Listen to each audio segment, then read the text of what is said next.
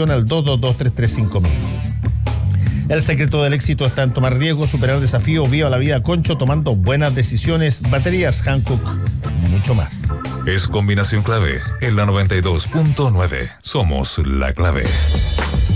Y estamos con nuestro último invitado, Mauricio Morales, doctor en Ciencias Políticas, académico de la Universidad de Talca. Estábamos conversando justo antes de esto sobre que había una discusión en el panel anterior respecto de si es que debían haber estándares o protocolos o normas específicas para las encuestas políticas comunes a todas.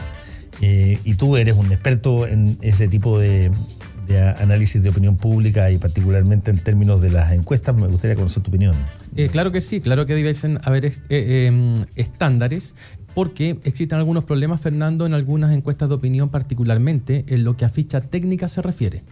Hay algunas encuestas que te dicen, si la muestra fuese probabilística, entonces tendría un error del 3.7. El problema es que la encuesta muchas veces no es probabilística y eso no se señala en la ficha técnica. Para que una encuesta sea probabilística, todos los individuos deben tener la misma probabilidad conocida de ser seleccionados en un muestreo aleatorio. Cuando se hacen los muestreos en puntos de afluencia, claramente el proceso no es aleatorio, porque no todos los individuos tienen la misma probabilidad de pasar por ese punto de afluencia a la hora en que está el encuestador ahí. En segundo lugar, cuando se hacen las encuestas telefónicas, no se reportan, Fernando, y esto es muy importante, los reemplazos. Me explico.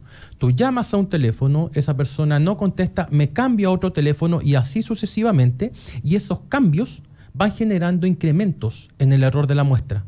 Por lo tanto, es muy probable que encuestas que nos reportan un 3, un 3,5%, en realidad tengan un error mucho mayor. Y cada vez que tú leas que una ficha técnica diga si la encuesta fuese probabilística, es como si yo te dijera, si yo tuviese un Ferrari, demoraría 30 minutos en llegar a Viña si no hubiese ningún auto en la calle. Eso no va a pasar y por lo tanto ahí sí que hay que tener harto cuidado con la interpretación de los datos. Ahora, estas variantes que tú has señalado, Mauricio Morales, son cosas que toda encuesta debiera de alguna manera informar, por último. Toda persona atenta a la cosa política y que sigue las encuestas debiera conocer cuáles son las diferencias, por ejemplo, en la metodología entre una encuesta y otra para saber cuáles son los potenciales sesgos que tenga una respecto de la otra. Claro, hay dos cosas importantes, Fernando. Primero, las preguntas. Fíjate que todo el mundo dice por qué la encuesta CADEM le da un 26% en algunas mediciones a la aprobación presidencial y la encuesta DIMARC le da un 35%. La cuestión ahí, la diferencia no era necesariamente por el muestreo, era por la pregunta. Porque hay una que dice, usted aprueba, no aprueba ni desaprueba, desaprueba, y le leen al encuestado la alternativa no aprueba ni desaprueba. Otras dicen aprueba, no le leen la alternativa no aprueba ni desaprueba, pero sí le leen también la desaprueba. En este segundo escenario, donde no se lee la alternativa intermedia, la aprobación presidencial tiende a ser mayor. De hecho, en la encuesta CADEM, cerca de un 20% te dice no apruebo ni desapruebo a la presidenta, y en la DIMARC es del 8%. ¿Por qué? Porque en una se lee y en la otra no. Ese es el primer elemento. ¿Están solo por eso? Solo por eso. El efecto de la pregunta es crítico. Si la única forma que un encuestador tiene de, entre comillas, manipular el resultado es al momento de redactar el cuestionario. El orden de las preguntas y el fraseo de las preguntas es crítico. Luego están otros sesgos, Fernando, que tienen que ver con la cobertura territorial. Cuando yo hice un estudio con un colega sobre las comunas que cubrían las encuestas del CEP, ADIMARC y CADEM, y llegamos a la conclusión de que, por ejemplo, en el caso de Beatriz Sánchez, tenemos la sospecha de que estas encuestas la tienen sobreestimada. No por una cuestión ideológica, menos desde las encuestas que te estoy mencionando, sino que por una cuestión metodológica. ¿Cuál es esa? Ellos cubren razonablemente las comunas más grandes o las comunas más representativas, donde precisamente el Frente Amplio tuvo en la elección de concejales 2016 un promedio del 8% de los votos. Mientras que en las comunas no cubiertas por estas encuestas, el Frente Amplio obtuvo un 2% de los votos. ¿Qué pasa entonces? Que están midiendo a Beatriz Sánchez donde mejor le va. Están colocando el termómetro para medir temperatura cuando el paciente está fiebrado. Pero eso no es mala fe de las encuestas, sino que es simplemente un proceso de muestreo que responde a los criterios metodológicos de cada una. Pero lo que sí puede torcer el resultado de una encuesta de opinión es la pregunta. Y en tercer lugar, Fernando, está el famoso cálculo del votante probable, que según el CEP es del 36%, según CADEM es más del 40%. La pregunta es cómo llegamos a esa cifra y qué preguntas utilizamos como filtro para construir el índice. Esa me parece a mí una cosa fascinante. Todos descubrieron este año al votante probable. El votante probable obedece básicamente, en la mayoría de los casos, a un acto de fe del encuestador, que básicamente pregunta si es que votó en la última elección y si es que está seguro de ir a votar en la siguiente. Y eso básicamente lo crees. Claro. Porque no tienes ni una forma de comprobarlo. Así es. Sí, y ese es el votante probable. Y ese es el votante probable. Y pasa lo siguiente, Fernando, ahí. Luego de calcular el votante probable, nosotros calculamos la intención de voto que hay por cada candidato. Me explico. Si la encuesta tiene 1.500 casos con un error del 3%, luego termino trabajando con 500 casos, donde el error naturalmente que aumenta porque tengo menos volumen de casos y por lo tanto la predicción se hace mucho menos precisa al trabajar con un menor volumen de casos.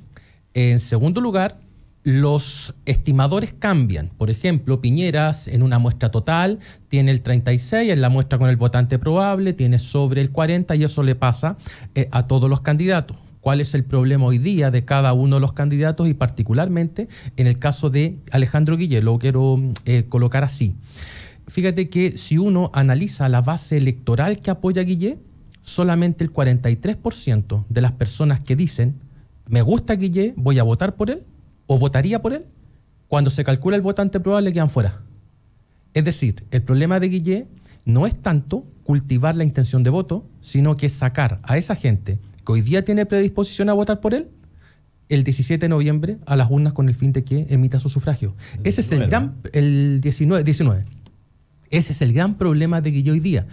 Y luego, Fernando, cuando se dice, oye, es que si votan menos de 6 millones, entonces Piñera gana en primera vuelta. Eso no es tan así, porque al analizar los resultados nuevamente de la encuesta del CEP, cuando se aísla al votante probable y luego a los que tienen menos chance de ir a votar y luego a los que no tienen casi ninguna chance de ir a votar, el comportamiento de los candidatos va en declive, es decir, de todos los candidatos.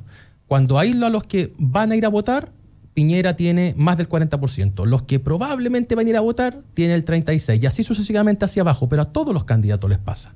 Por lo tanto, esto de que se mantiene la proporción. Se mantiene la proporción. No es tan cierto el hecho de que mientras menos gente participe, más chance tenga Piñera de ganar en primera. La única lógica para eso, que yo la he pololeado de alguna vez la idea, es que tiene que ver con un fenómeno de cálculo, si tú quieres, o de tincada, y que tiene que ver con que el votante de derecha y de derecha convencido hoy día es más disciplinado que el votante de centro izquierda o de izquierda, y entre otras cosas por la dispersión, por el caos, por el despelote que ha habido. Y por lo tanto, si es que se baja mucho la cantidad de votantes, es probable de que haya un grueso de esos votantes pocos que van a ir a votar, que sean más bien los disciplinados votantes de derecha que las personas de izquierda. Dos cosas con eso. A ver. Es buen punto. Al estudiarme los datos de la encuesta del CEP, la gente de derecha iría a votar en casi los 2/3, un 66% aproximadamente. Gente que te dice, sí, estoy seguro de ir a votar, de derecha. Los de izquierda no llegan al 50%. ¿Y sabes lo más grave? Los de centro apenas sobrepasan el tercio, es un 36%. Entonces la pregunta, Fernando, es, oye, ¿no me dijeron que tenía que correrme hacia el centro para ganar? El problema es que el votante de centro es el que está menos interesado en ir a votar. De hecho, la porción de votante seguro, de votante probable, si tú lo quieres, de centro, es la misma de quienes no se identifican con ningún peldaño de la escala ideológica. Es decir, la gente de centro, en términos de predisposición a ir a votar, se comporta igual que un desafecto. A renglón seguido pasa lo siguiente. Cuando uno analiza las bases electorales de los candidatos, la base electoral de Guillé está bien cargada a la izquierda. Es el candidato más polar. E incluso... Más que el Frente Amplio. Más, eso es lo que te iba a comentar. Esto es lo curioso. La candidatura de Guillé, los que van a votar por Guillé son marginalmente más de izquierda que los que van a ir a votar por Beatriz Sánchez. Y los de Piñera están más cargados hacia el centro en comparación como lo fue Matei el año 2013. El promedio en la escala 1 a 10, siendo 1 muy de izquierda, 10 muy de derecha, en Piñera 6,6. Matei marcaba algo así como 7,3, 7,5. Mucho más Ahora, a la ¿qué derecha. tanto ese fenómeno se produce porque la derecha tiene un candidato que es José Antonio Kast, que empuja a Piñera, ¿cierto? Claro, Sí. que empuja a Piñera hacia el centro porque se queda él con todo el extremo derecha, digamos. Claro, pero también da evidencia de que, al igual que el año 2009, Piñera comienza a comer votación de centro. Y en el caso de Guillé, sorprende que esté tan estacionado a la izquierda, casi indistinguible de Beatriz Sánchez, y el candidato que se ha corrido hacia el centro es Marco Enríquez Ominami. Es decir, mientras Marco más se corre hacia el centro, menos apoyo electoral tiene, precisamente porque los votantes de centro son los que menos votan.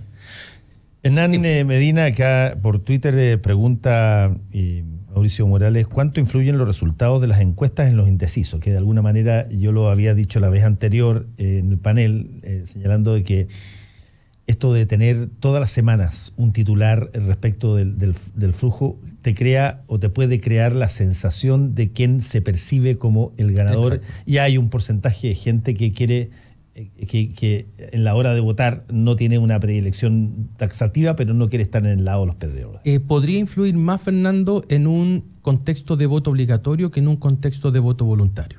En el contexto de voto voluntario, lo que pueden hacer encuestas que dan un claro ganador es desincentivar la participación y está pasando, está pasando la participación, por ejemplo, de las personas de centro izquierda. Ven que Piñera está seguro, por lo tanto, lo que dicen, prefiero no ir a votar, y eso es lo que está mostrando las cifras hoy día. Si el desafío de Guillé y Goich es sacar a la gente a votar ese día, y es sacarla a votar porque precisamente la mitad de la gente de izquierda, solo la mitad, está segura de ir a votar, y 1/3 de los de centro está seguro de ir a votar, versus los 2/3 de las personas de derecha. Y en esto ha tenido bastante responsabilidad el régimen de voto voluntario. Con un régimen de voto obligatorio, los candidatos sí tenían incentivos para avanzar hacia el centro, porque los inscritos en los registros electorales estaban posicionados en esa zona. Con voto voluntario se produce una polarización natural, que es los más ideológicos salen a votar, pero también los más acarreados. Por lo tanto, un régimen de voto voluntario estimula dos cosas. Estimula la polarización y también estimula en mayor medida el clientelismo. Hoy día pesa mucho más una movilización clientelar en voto voluntario que una movilización clientelar con voto obligatorio. El problema, Fernando, es que si nosotros hoy día restituyéramos el voto obligatorio, sería la peor decisión de todas. ¿Por qué? Porque si es que nosotros restituimos el voto obligatorio, van a aumentar las chances de los candidatos populistas. ¿O tú crees que un muchacho de La Pintana, un joven de La Pintana, fíjate, entre 18 y 25 años, tiene una probabilidad de ir a votar del 15%. Un joven de Vitacura, de la misma edad, tiene una probabilidad de ir a votar del 70%. Dime tú si un joven de La Pintana, de 18 a 25 años, que tiene una probabilidad de votar del 15% y que lo obligan a ir a votar, va a votar por las alternativas más institucionales. Lo más probable es que no. Lo más probable es que se incline por alternativas distintas. Por lo tanto, si nosotros reponemos el voto obligatorio hoy día, sería una mala noticia para la democracia y especialmente para los partidos más tradicionales. ¿Viste las predicciones que hizo Pepe Out sobre...? Sí, las vi. ¿Qué te parecieron? Mira, acá es bien difícil hablar de predicciones, yo prefiero hablar de estimaciones. Estimaciones. Y las estimaciones, pero él lo plantea como predicciones, no tiene razón. Dejemos las profecías y las predicciones, dejemos sí. a qué sé yo, a Santone. Sí.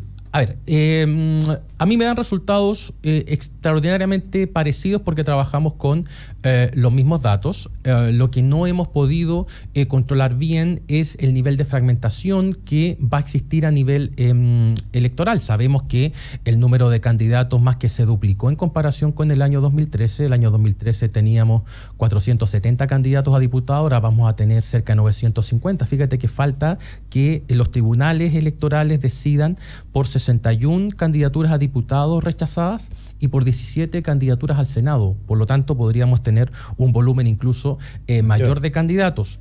En promedio, Fernando, teníamos 8 candidatos en la papeleta a diputado entre el 89 y el 2013.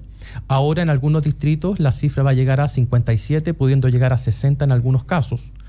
Por lo tanto, ese tipo de elementos nosotros no lo estamos controlando bien, sin perjuicio de que las cifras lleven a pensar en lo que señala Out, que entiendo para Chile Vamos le da 71 escaños, ¿cierto? Sí. Y para las otras fuerzas, para el Frente Amplio le da 10. Y el resto iría para la nueva mayoría, lo que queda de nueva mayoría, Chile y Vamos, Convergencia Democrática. Chile Vamos dice que va a obtener 68 diputados. 68. Uh-huh. Sí, y la nueva mayoría o fuerza de mayoría, 54. Convergencia Democrática, 18. Claro, y él dice el actual oficialismo aumentaría 71 escaños si se suman los escaños que consiga la Democracia Cristiana junto a la Izquierda Ciudadana y el MAS. El MAS, que serían 18 si mal no recuerdo. Claro. Sí. Ahora, hay una cosa bien interesante respecto de este tipo de estimaciones, digamos. Este tipo de estimaciones se hace por primera vez sobre la base de un sistema nuevo, que no es el sistema binominal, donde probablemente era mucho más sencillo estimar. Y aquí tú tienes muchos candidatos, como tú has dicho, y tienes también muchos más cupos que están compitiendo. Él habla de que va a votar alrededor de 6.400.000 personas. Eso es más o menos... Hoy día dieron el padrón es 14.3. ¿14.3? Sí, 14.3 el padrón. Ahí tenemos que sacar los cálculos, pero deben estar en torno al 40%. Una abstención menos de la mitad, digamos. Menos de la mitad, sí, claramente. A ver, existen en la política comparada dos hipótesis. La primera hipótesis es que los sistemas más proporcionales como el que tenemos ahora, que elegimos entre 3 y 8 diputados y entre 2 y 5 senadores, generan más participación. Y generan más participación porque hay más oferta. Y dado que hay más oferta, los candidatos tienden a movilizar más gente. Por lo tanto, se produce una mayor asistencia de la gente a las urnas. La segunda hipótesis es la contraria. Es que los sistemas de mayoría son los que generan más participación, porque en los sistemas de mayoría la gente tiene claro el nivel de competencia que tiene la elección. En un sistema proporcional no sabemos bien quién está compitiendo con quién, porque, como te comentaba recién, en un distrito podemos tener 55, 57 candidatos, por ende yo no conozco o no sé muy bien cuáles son las chances de mi candidato de ganar, porque la fórmula es mucho más compleja. ¿Cuál es lo que yo creo que va a ocurrir? Tenemos más candidatos en las calles, pero con una ley restrictiva, Fernando. Si ahora en las comunas ya no se pueden poner palomas en todos lados, ni carteles, entonces tenemos espacios muy reducidos para colocar propaganda. Y déjame darte una sola evidencia respecto a las debilidades de esa normativa. En la elección de alcaldes del año 2016 se reeligió el 73% de los alcaldes que buscaron la reelección, 73%. Y el promedio hasta ese momento era del 58%. Se aumentó los incumbentes. El afuera, claro. ¿Por qué? Porque teníamos menos espacios para propaganda, teníamos menos visibilidad de los desafiantes. Con esto no quiero decir que mientras más palomas tenga, más competitiva va a ser la elección. Simplemente estoy diciendo que como no había ambiente de campaña, entonces la gente no tenía suficientes niveles de información como para saber cuáles eran los candidatos en competencia. Pero volvamos al punto de la participación. En la última elección, 2013, participó la mitad del padrón en primera vuelta, en segunda vuelta el 42% y en la última municipal el 35%. La pregunta es qué va a pasar ahora. Yo no me imagino una elección presidencial con menos del 45% de participación. Lo único que podría hacer que esta elección sea un poco más competitiva es la incertidumbre respecto a si Piñera gana en primera vuelta o si hay que dar el paso a segunda vuelta. Esos son los niveles de incertidumbres que tenemos hasta ahora. Y lo otro, Fernando, que debería ocurrir es que en las regiones donde se eligen diputados y senadores también debiesen registrar un mayor nivel de participación. En algunas se va a producir por efectos naturales. Ahora, El Maule siempre ha votado más que el resto de las regiones. no, y hoy día tiene candidatos con harta, qué sé yo, luminaria, digamos, y conocimiento público. Entraron ahí a competir Andrés Velasco, fuera de Saldívar, qué sé yo, Jimena Rincón, en fin, hay Bernal Larraín, Juan Castro por el otro lado. Juan Castro, no, son personas que tienen o arrastran de alguna manera su propia publicidad. Claro, y lo entretenido de esa región en particular, y también va a pasar en la quinta, si quieres lo examinamos después, es la incertidumbre por el quinto escaño. Si ahí está más o menos claro lo que va a ocurrir. Se escogen 5 senadores. 5 senadores. Entonces tú dices, irían 2 para el Chile Vamos, 1 para la democracia cristiana, 1 para el pacto de Guillé, y el quinto escaño se pelea palmo a palmo entre todas las fuerzas políticas, no sabemos dónde va a caer. Y esa incertidumbre en la elite, en los candidatos, va a producir que se genere mayor movilización electoral. Yo te doy firmado que nuevamente el Maule va a ser la región con mayor participación de Chile. Y en Valparaíso ocurre exactamente lo mismo. Tenemos, los dos van para el Chile Vamos. Otros 2 van para el pacto de Alejandro Guillé, que es, digamos, PS, PPD, radical, comunista. Y ese quinto escaño es de la democracia cristiana hasta ahora. Pero podría ocurrir que se meta Lili Pérez y que con la entrada de Lili Pérez a lo mejor el pacto de Guillé no obtenga un segundo escaño. Es decir, que obtenga uno solo. Y ese escenario de incertidumbre también ayuda a que se produzca una mayor movilización electoral. Ahora, es bien interesante estos juegos de estimaciones con un sistema nuevo, porque tu margen de error, debe ser mayor que cuando tú tienes, qué sé yo, 6, 7 elecciones y puedes comparar más o menos cuál ha sido la tendencia o la inclinación de las personas en estas situaciones dispuestas a votar. Te quería preguntar básicamente por otra cosa que dice Pepe Auti, que me gustaría saber tu opinión. Él anuncia una caída muy fuerte para la democracia cristiana, que se la atribuye, por cierto, a lo que han sido sus decisiones, básicamente ir solo, con candidata propia a primera vuelta, no hacer primaria y no tener, por lo tanto, este clima que generaron en Chile Vamos y en el Frente Amplio, en fin. ¿Tú también ves, en el caso de la democracia cristiana, un perdedor en esta elección? La sorpresa sería que la democracia cristiana se erigiera como el ganador de estas elecciones.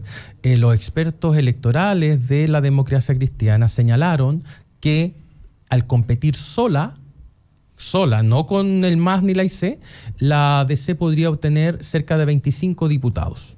Esa fue la recomendación que los expertos le hicieron a la mesa del partido, y sobre la base de esa sugerencia se tomó la decisión más allá de toda la cuestión política que hay de por medio. Si es que a mí me dan resultados distintos, eso sí. A mí me arrojan que a la democracia cristiana en torno a los 15, 18 escaños sola, y si hubiese competido por dentro de la nueva mayoría en un pacto conjunto, la representación de la democracia cristiana hubiese alcanzado entre los 25 y los 27 diputados. O sea, estamos hablando de que la democracia cristiana podría dejar de ganar cerca de 10 diputados por el simple hecho de haber competido en una lista aparte. Porque ¿cuál es el supuesto sobre el que se tomó también esta decisión? Si voy como democracia cristiana sola o con el MAS y la IC, llevo muchos candidatos y con eso reduzco el conflicto interno. Puedo llevar, teóricamente, más de 170 candidatos si quiero. En cambio, dentro de una coalición podía llevar cerca de 60. Tenía que matar mucha gente por dentro. Al llevar muchos más candidatos, voy a representar a todas las tendencias de la democracia cristiana, como si esto fuese muy importante para la gente. Claro. Y el gran problema es que eso no se va a producir. ¿Pero cómo te explicas tú? Yo la verdad es que me cuesta explicármelo. ¿Cómo te explicas tú que un partido como la democracia cristiana, que tenía siempre vocación mayoritaria por definición, no lleve candidato, por ejemplo, en la Florida? Que es una de las comunas, o ese distrito, que entiendo que es el distrito 12. Claro, el de la Florida, Puente Alto, Pirque, La Pintana, San José. Pero, o sea, es uno de los distritos que, si tú quieres, tiene probablemente mayor cantidad de población en la región metropolitana. Claro, y es de los distritos, ese distrito reparte 7 diputados, es un distrito bien denso poblacionalmente, y la Democracia Cristiana no lleva cartas competitivas porque la carta competitiva en ese distrito era originalmente Marcela Labraña. Sí, pues. Marcela Labraña se retira, había tenido un desempeño relativamente razonable en las elecciones del año. Hay que recordar 2013. Que Marcela Labraña es la ex directora del Sename. Claro. Entonces, ahí se quedó sin una candidatura competitiva. No fue reemplazada tampoco. Y claro, hay otras dos, entiendo. Ahí tendría que examinar la base de datos. En mi base de datos tengo 2 mujeres que van por ahí de la Democracia Cristiana o de la lista por ese distrito. Pero déjame que yo lo examino. Pepe Out dice que no va ningún candidato a la Democracia Cristiana, sí. Pero yo en mis datos aparecen, pero te lo tendría que confirmar. Y lo otro que hace la Democracia Cristiana, que los debe haber tocado seguro en otro programa, es lo que sucede en Arica, donde teniendo una candidata deciden apoyar a Insulza, pero ahora se entendió la jugada. Era apoyar a Insulza a cambio de que el regional de Atacama apoyara a Yanna Proboste, que es lo que está pasando hoy día, y entonces eso trae como rebote que el Partido Comunista le reste el apoyo a Isabel Allende en Valparaíso, pero no a Elizalde en el Maule. Lo que demuestra que la negociación del PS fue sumamente personalizada. O sea, aquí el que está ganando es Elizalde, a pesar de todo el conflicto que está quedando más adelante. Y en el Maule, el PC no es tan poderoso, tiene cerca de un 5% de los votos, por lo tanto no va a ser tan decisivo. No, es bien interesante lo que está pasando y mira, yo tenía preparado, y lo voy a hacer un poquito cuando nos acerquemos más a la elección. Yo tenía preparado hacer en última mirada en el muro que dispongo hacer una explicación del sistema, ¿ya? Del nuevo sistema, que es bien interesante la forma en cómo se reparten los escaños, claro esta mitad más uno, digamos, que va bajando, para que se entienda un poco cómo se reparte la proporcionalidad en eso, porque es bien interesante, no es tan fácil de entender, digamos. Claro, porque ahí, Fernando, está primero la repartición por pacto, luego la repartición por subpacto y luego la repartición dentro del subpacto. O sea, son 3 etapas de asignación de escaños que para la gente va a ser muy difícil de entender. Claro.